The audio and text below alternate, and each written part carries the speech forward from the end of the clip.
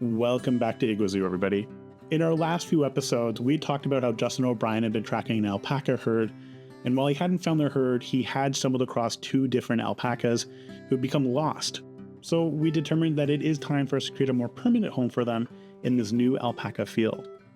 Now, if you're a fan of alpacas or zoos in general, make sure you hit that like button. And of course, leave a comment, let me know what your favorite features on this build were.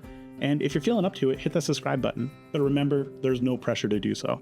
So that being said, it is now time for us to take an even closer look at our latest build for Igua Zoo. Now, normally we would go over how I kind of put these walls together, but we're skipping forward a little ways. And I'm going to apologize because I actually forgot to record as I was putting them together. And it took a while, but I'm going to kind of give you the cliff notes. Really, it was just a bunch of the faux rocks, and then I colored it 3 different colors to give it a little bit more variation. And I was very much inspired by my last trip to Mexico.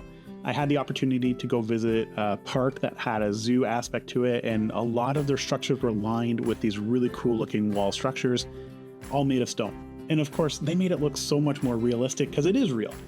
And I tried to do what I could, but definitely it's not perfect. And that's okay. It's all about trying new things, and in this case, it is very much a new style. Now, of course, nobody wants to look at a lot of just stone everywhere, and having a flat stone surface would look kind of weird. So to break it up a little bit, I added in this 3-tiered system. And this is actually twofold. One is it hides all the terraforming deformations, because you can never have a clean cut when it comes to terraforming. It just doesn't work out. But number 2 is it's going to give us some place to add in some foliage. You can kind of see that come together. Now, being the type of builder who always tends to bite off more than I can chew, I also extended the rock into the stairs to border everything and then hide those gaps. Pretty easy considering I already had a blueprint, but in hindsight, maybe not the best idea. But with that finally completed and all of our stonework done, it's time to work on the foliage. And when it comes to foliage, I'm kind of starting to get the hang of working within a South American style. I start off with some bracken, add in some bromelae plants and then cordyline plants. And then I end up actually also adding in various orchard flowers as well, just to kind of add additional pop and color to it. I do manage to sink a few poya plants as well. They're kind of versatile in the sense they add a little bit of texture. And then to connect everything together, I utilize a wild hedgerow. And as you can see, everything is starting to come together. Now for the top row, just to kind of blend everything together, I utilize some more bracken. And at the end of the day, this is what we've created as a start for our wild alpaca habitat.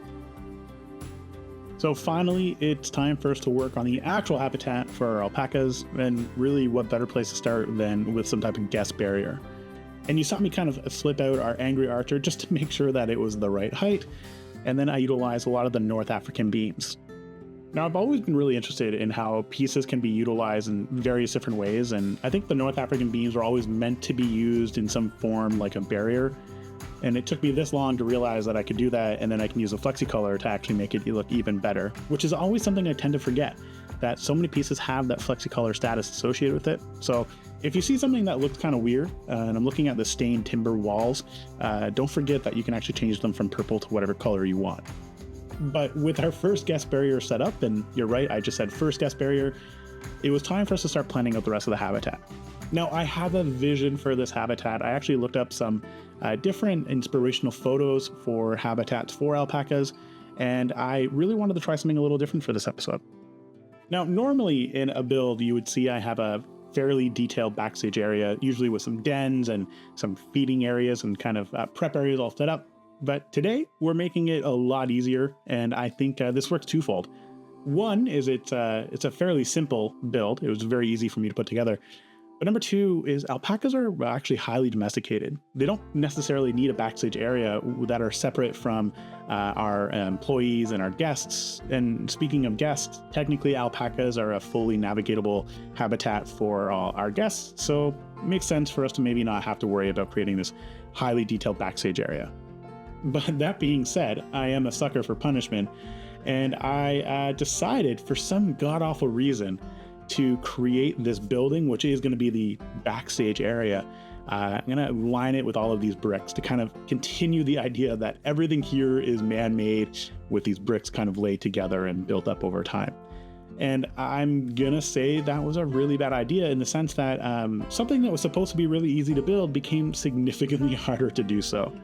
And you're actually seeing that kind of happen right here, where we're having all these really weird gaps start to form because the pieces that I'm utilizing don't quite fit together that well.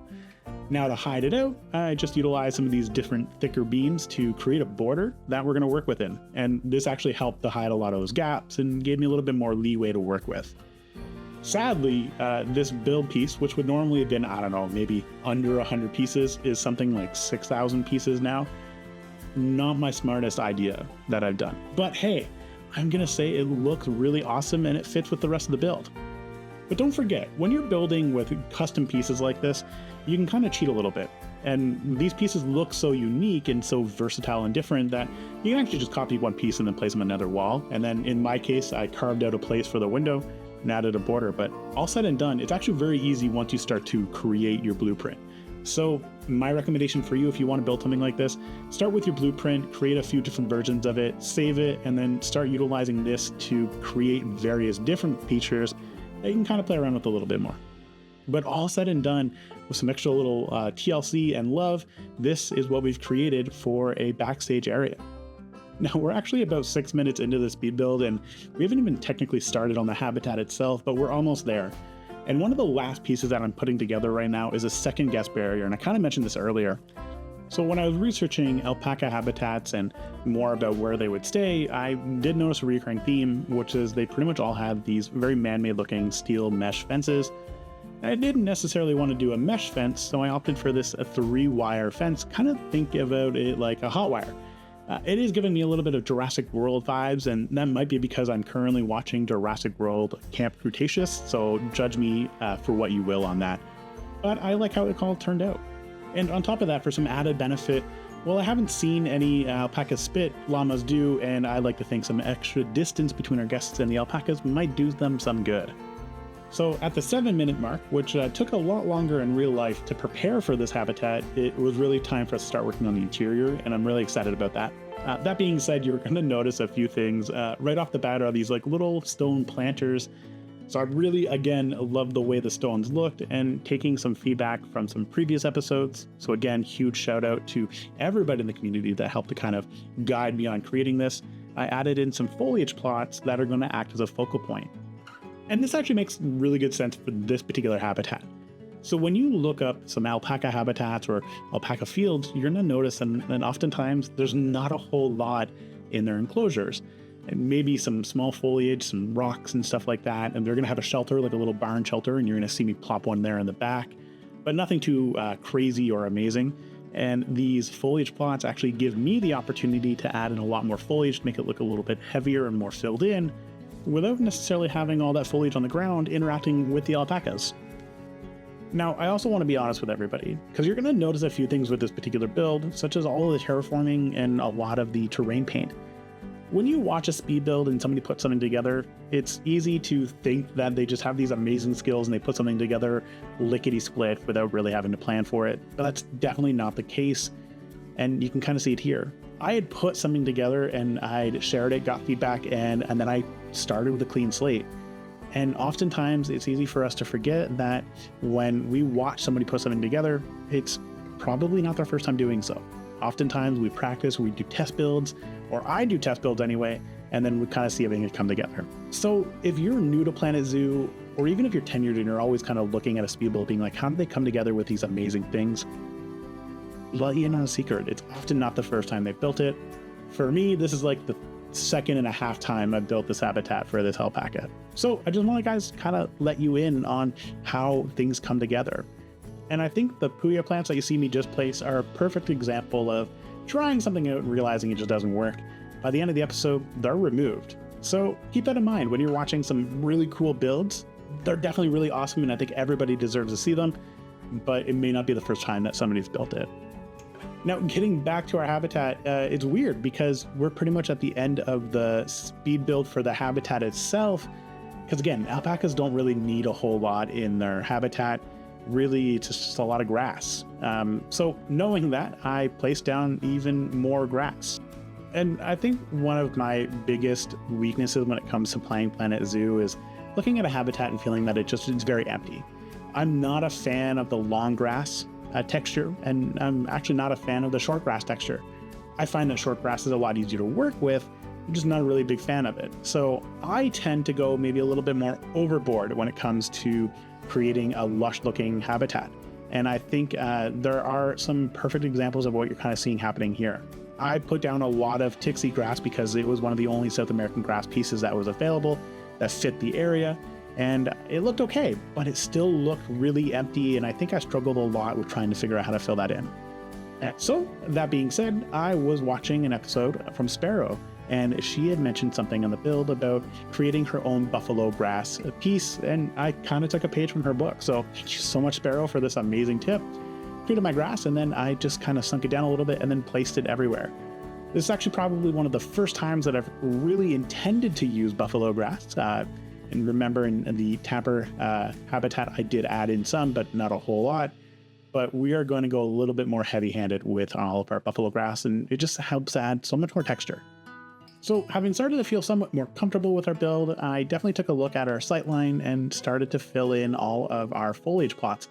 And there's really nothing to it. Realized that we're going to survive on bracken, some trees, bromelate and cordyline plants, added in a few additional orchids. And I think at that point, it was easy to kind of call all of these really complete. Now, I am going to be honest, though, I do struggle with creating different looking foliage plots. So I challenged myself to utilize different plants as a focal point in each of these foliage plots. And it really helped to make each one look a little bit more unique. So just like that, we've finished our habitat for alpacas, and we can see how everything looks right here. But that's not the end of the episode. In fact, we have to fill in this area on the other side of our alpaca habitat. And this is where the community really helped to shape how this area was going to look. We had quite a few different ideas of what we could put here.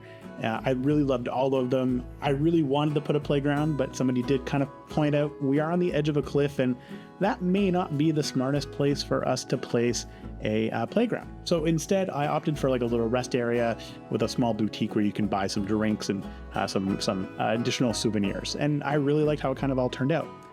And again, for some inspiration, it comes from my time in Mexico when I went to the zoo/park. They had this really cool looking stand where you could kind of get just about everything you wanted. You could get shirts, maps, food, drinks. It was like a one-stop shop. So I wanted to create something that was going to look very similar to that. And this is how we kind of all put it together. Utilized a lot of the rustic stones because it's colorable, so I can match it with the rest of the build without necessarily using those piece heavy structures that we put together. Added a limestone top, more so because we could color it and it kind of gave it a sense of a marble top. I don't want it to be marble. It's not meant to be smooth. I want it to be rough and rustic, but it looked really cool. Now on the interior, I lined everything with plaster and just kind of gives the idea that it's actually a safe place where our employees kind of stand and hang out. And I actually had a perfect way to cover the floor, which is actually with these Arctic wood panels. And I don't think I've really utilized these wood panels a whole lot. Even in Iguazu Zoo, I really struggled to find a home for them, but I actually like how this all turned out. And I guess it goes to show when you have inspiration, it becomes really easy for you to build some truly amazing things. Now, everything's starting to come together, but of course, we need some type of roof to put on top of our little boutique. And there's a few ways we could have gone, and I actually toyed with a few different ones. I looked at like thatch roofs, both circular and square. I looked at quite a few, and nothing really kind of looked really good to me. So instead, I opted for a bamboo rooftop, which is kind of weird because everything's super rustic and now we're adding bamboo, but I like the theme. And again, the inspiration actually is coming from Mexico because the boutique that I used the inspiration for this actually had a really cool looking bamboo roof. And I like the way it kind of all turned out. So again, utilizing a lot of these wood beams to create the framework, because of course we need a framework, and added in a little sunshade at the front just to kind of cover that little lip before we utilize some bamboo. Now, this bamboo actually comes from our jaguar habitat because I created this for one of our builds there, for our sunshade, in fact. So it's kind of fitting that it's being reused on this particular build. And I didn't edit this a whole lot because I want you guys to see the struggle sometimes when it comes to building on a speed build, because you try to make everything look really cool, but sometimes it just doesn't. Sometimes you want to cut out certain things, and you can see that I was struggling really hard here. And then I kind of cheated a little bit. We have this little gap. I want to call it like maybe a 10 centimeter gap. And instead of copying all those bamboo over, I just made the gap shorter, and it worked out. And at the end of the day, if you're happy with how it looks, that's pretty much all that matters, because nobody's perfect when it comes to building a Planet Zoo, and sometimes you just have to have fun in what you've created. And again, just utilizing this bamboo roof, copying it all the way over, and then deleting everything to make it all work. And this is probably the first time I've even looked at this to be like, hey, thank God I put these crossed beams here out of bamboo just to break up all of those really long straight lines. It looks so much better with everything kind of placed together. And just like that, we've created a boutique ready to be used. But it's empty, and nobody wants to look at an empty boutique, so it's time for us to populate everything.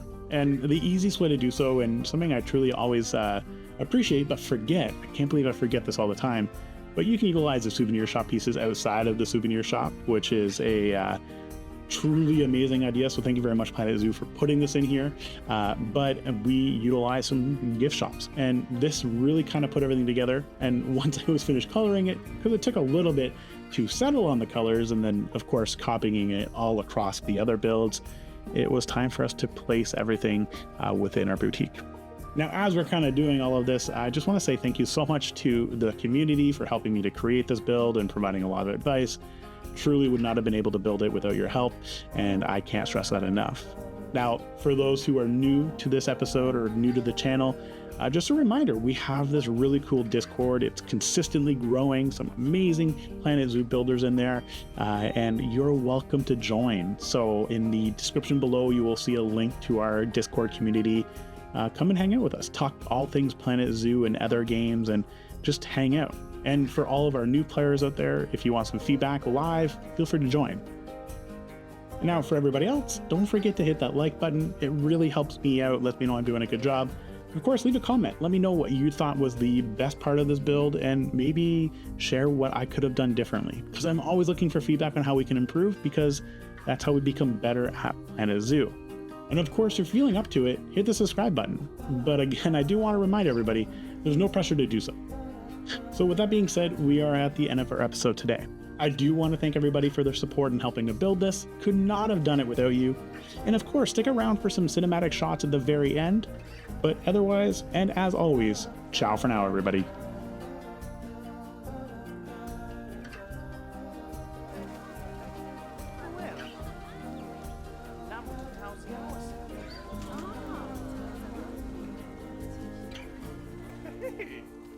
Gatti Baldi.